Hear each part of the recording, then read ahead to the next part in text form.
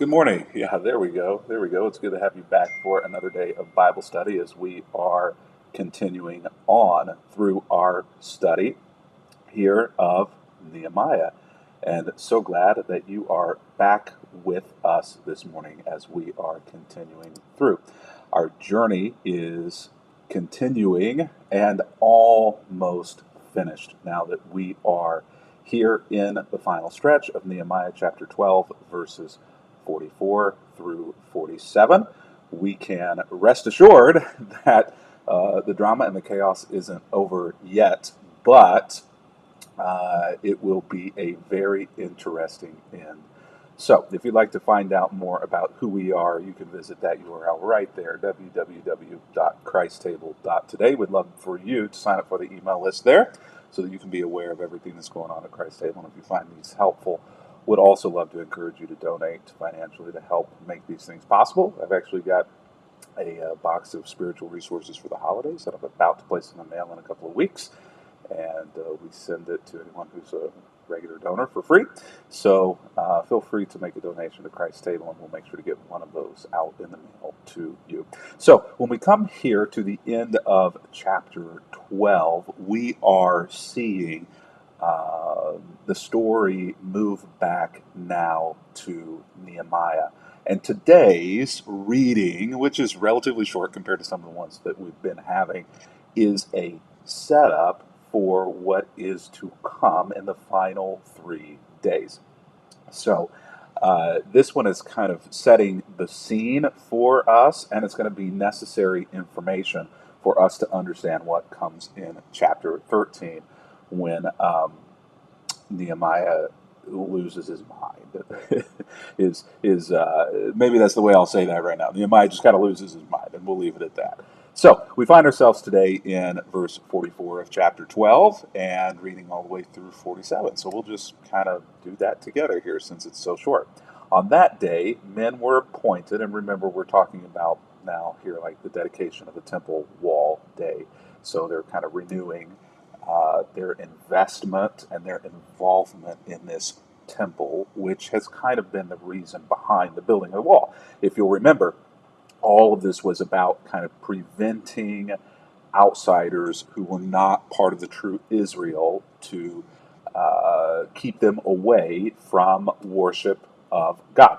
And so, in the beginning, we thought that the outsiders were those people who were not Israelites, who were not born into that community. But what we have now come to learn is that it isn't just people who aren't ethnically Jewish in nature, but many Jews are being left out of this as well, not being part of the true Israel, which they define very narrowly as being those who had the experience or the trauma of being removed from Israel into captivity in Babylon, then in Persia, and then having come home, and then those additionally who did not intermarry, who did not mix the bloodlines. And so the wall was built in order to keep not just ethnic people out, but also the wall was built, it seems, to keep out those people who were Israeli, but who were not part of the true Israel.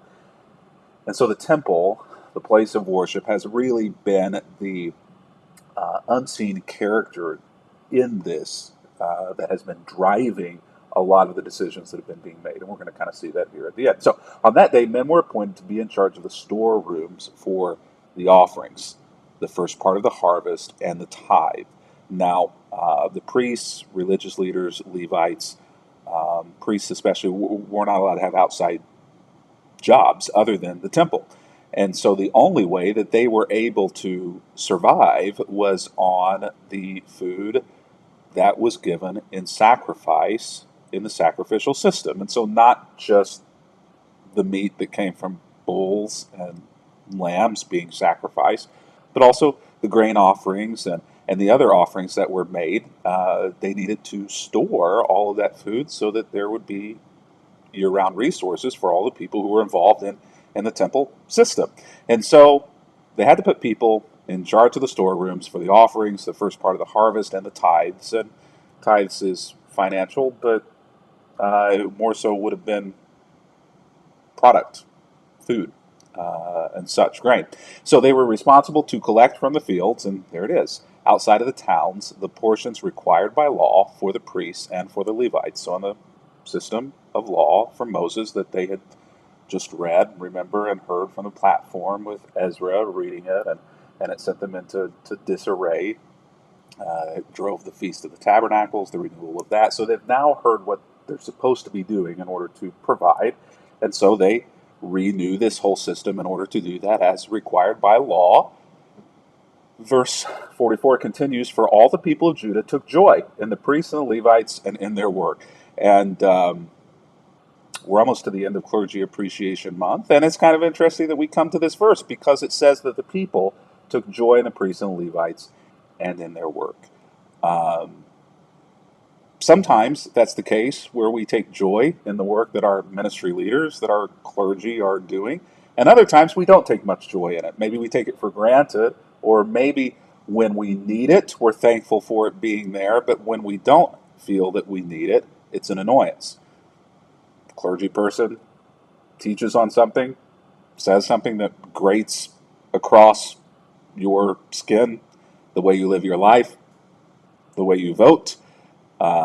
You may not take joy in that priest or in that religious leader and in their work. And I think that may be something to reflect on, is whether or not we are taking joy, being respectful, listening to what they have to say, or whether or not it's there when we want it, take it or leave it. They perform the service of their God and the service of purification as commanded by David and his son Solomon, and so did the singers and the gatekeepers. And so they're putting back into place all of these organizational chart positions that have been a part of the Mosaic Law, that have been requested, and that are a part of a fully functioning temple system. And they perform their service for God and the service of purification, which was very important for people, especially the true Israel, in their minds, to be purified before God, wholly and fully. And so we see the importance and the value of that here. The custom of having choir directors to lead the choirs in hymns of praise and thanksgiving to God began long ago in the days of David and Asaph, and so singing and music were important. In fact, the entire book of Psalms is a songbook. And so it references back to the fact that David created a choir and had choir directors to lead in hymns of praise and thanksgiving to God. And David's songbook is in your Old Testament there. And so they haul back out all of those, and what began in David now has been renewed again here in the post-exile period. So now, in the days of Zerubbabel and of Nehemiah, all Israel brought a daily supply of food for the singers, the gatekeepers, and the Levites. And the Levites, in turn, gave a portion of what they received to the priests, the descendants of Aaron. And so this is the last point that I'll make here. It's fascinating that it isn't the priests, the clergy, who take the food and then distribute whatever is left over to the musicians, the gatekeepers, the Levites, the staff. It actually is, it's in reverse. That it's the foundational workers who are given all of the resources, the daily supply of food, and then they in turn give a portion of what they receive back up to the priests. In our U.S. American way of organizing and running churches, it usually is a top-down approach rather than a bottom-up grassroots. And so, I don't know. I don't know what conclusions you might draw from this, but it's just a very interesting, and to an American Western mindset, a little counterintuitive to the way we might think of things, not just in churches, but oftentimes even in businesses, in the way we operate things. It is a top-down approach. The higher you are on the ladder, the more you have, the more decisions you make, the more authority you're given, and you are given the best, and then whatever is left over is given to those further and further down the ladder, depending on where you are. This seems to be an opposite approach, and maybe there is some wisdom in organizing not just our businesses in that way, but our churches maybe in that way in other areas of our life as well. I look forward to being back with you over the next couple of days as we bring Nehemiah in for a landing, and specifically how this passage and what's written in here turns into the foundation for kind of the final conflict and our final bit of insight into the character of Nehemiah over the next couple of days. So, see you tomorrow. And until that time,